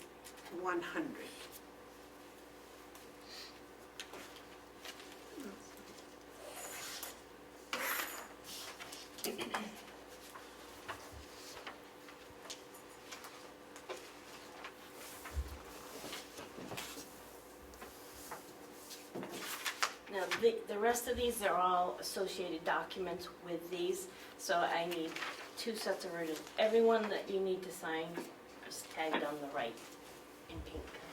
In pink, Yes. all right. Madam Chair, Yes, sir. if I may point out, in my former banking career, you have a substantial pile of documents there that everybody's signing. And I'll just point out that it creates a great many rights for the bank and usually very few for the borrower. And you can summarize it in those few words. And other than the amounts and the interest rate, Right. they're all the same as That's they right. were last year and the year before. That's correct.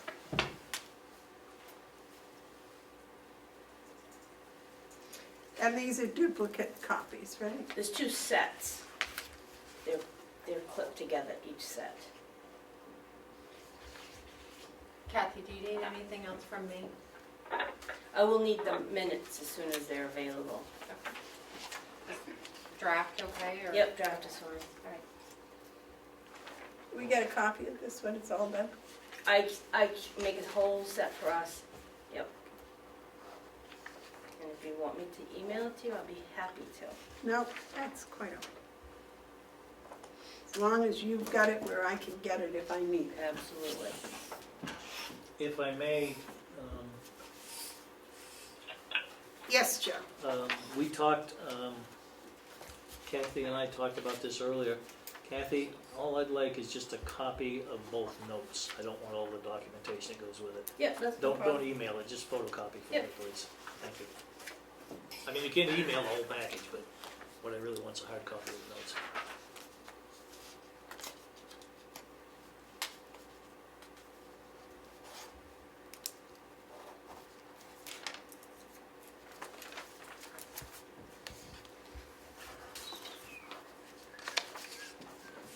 Kathy, now that I've got this signed, is there anything you would like to share with the commissioners or the general public here? Well, actually, there were a couple of things I wanted to ask you about, because it was lost my notes. Thank you for this. A couple of things that I would like to have you guys discuss and get back to me on, but because of we have a policy that all the department heads have to sign off on all of their requests on their for their payables, pay the vendors. And right now, it's starting to come in through email. So I just need you guys to say that during this time with the COVID, it's fine, acceptable, because we're gonna need that for the auditors. They're gonna ask. If we don't have a policy that says it's acceptable, then we're gonna be chasing people for signatures, and right now is not a good time to be doing that. Did you hear that, David, Terry? Yes. No, I couldn't hear, I could only hear part of it. You'll have to speak up for this. David, what I need from the commissioners is just the approval to amend your policy, at least temporarily, to allow our department heads to submit by email their approvals instead of having to actually sign paperwork for us. As long as it's coming from their email, that's acceptable as approval for paying their vendors or any other request, basically, if there's an error made and they need to request a journal entry, just that's acceptable for them while we're dealing with this COVID. What have they done in the past? Carried it over in person? Correct. Okay, no, I don't have a problem with it. Are they still signing it before they email it? Right, well, that's what I'm saying, but I just need to make sure that the email is not going to hang us up with the auditors next year. As long as it's signed. Correct. Yes. John? If I may, Madam Chair, if I understand this correctly, the actual invoices will be signed by them and then emailed to you, is that correct? Correct. So their approval signature will be on it, Correct. okay?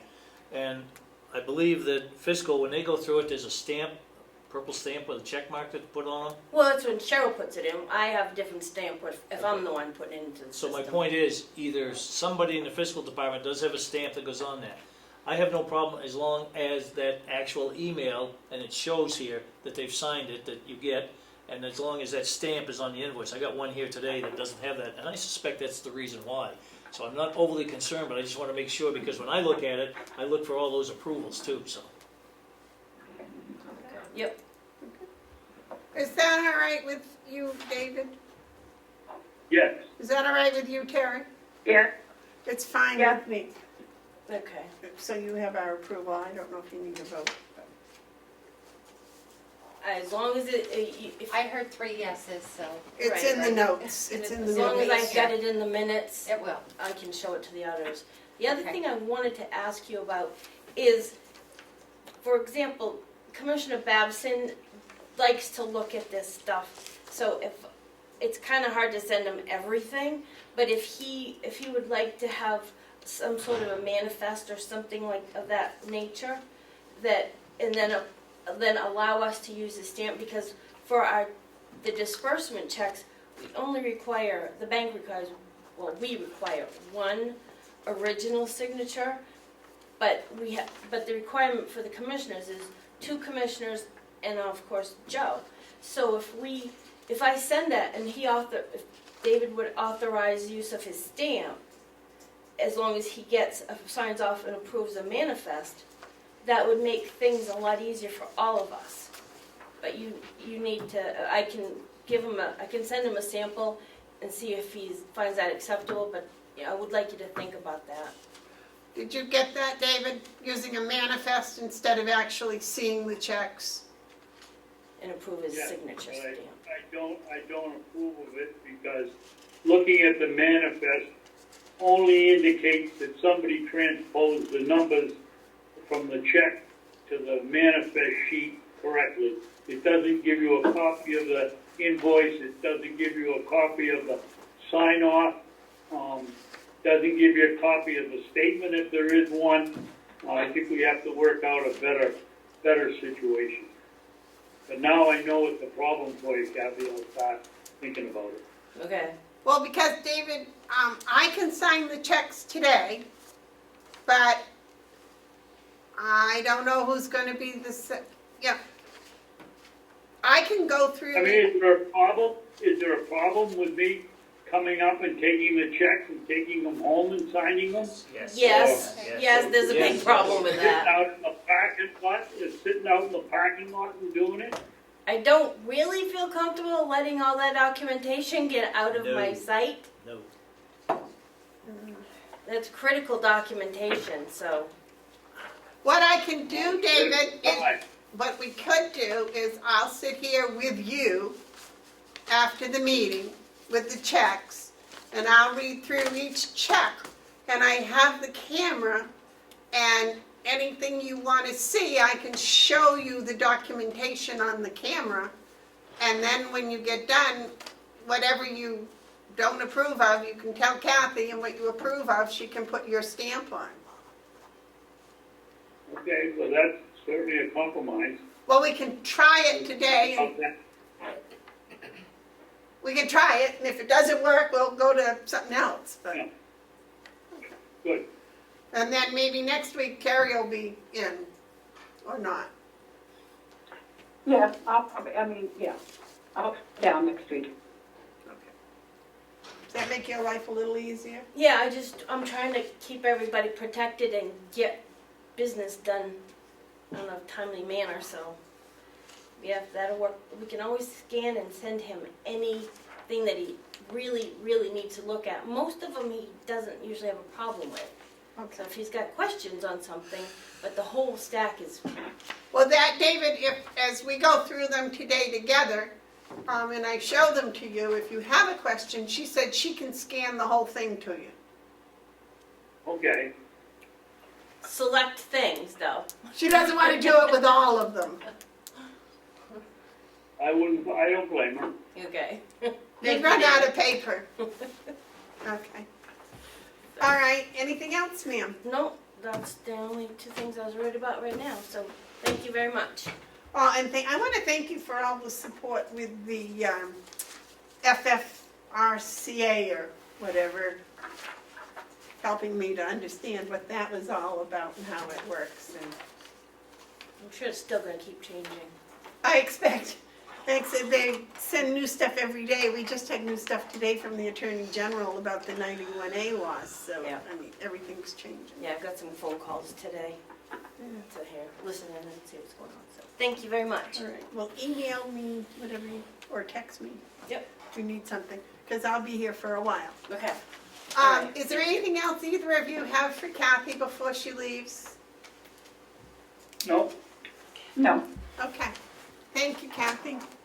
And please stay isolated, please. You probably ought to wipe those papers off, spray them or something. Okay. Okay, back, Joe, are you done with your treasurer's report? Yes, I am, thank you, Madam Chair. Terry, do you have any commissioner comments? No, I don't. Well, no, I'll take that back. I just want to congratulate all the department heads for being on top of this and really looking out for their staff, and especially the nursing home. That's all. Thank you. David, do you have any commissioner comments or updates? Oh, and nothing except that I totally agree with Terry. I think the staff has done an excellent job, and we're lucky so far, and let's see if we can keep it going.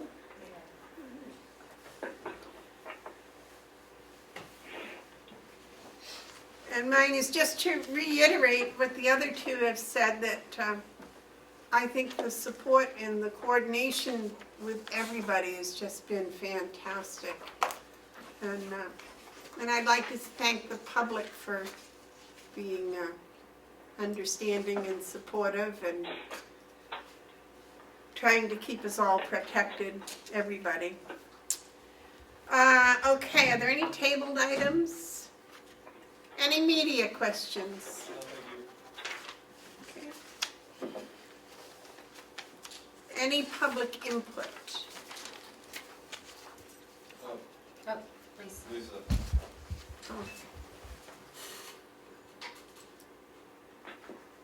Lisa, go ahead. Madam Chair, Commissioners, I have preliminary numbers on the first quarter, and I wondered if you were interested in those revenue numbers. Of course, we're always interested in revenue. It's a bright spot, I believe, for the county right now. So as of last night, for the first quarter, the county will be up 7% from last year. Wow. March was exceptionally busy. It was up 58% from last year, and the docket count was up 11%. So we're chugging along, and I don't know where we're going from here, but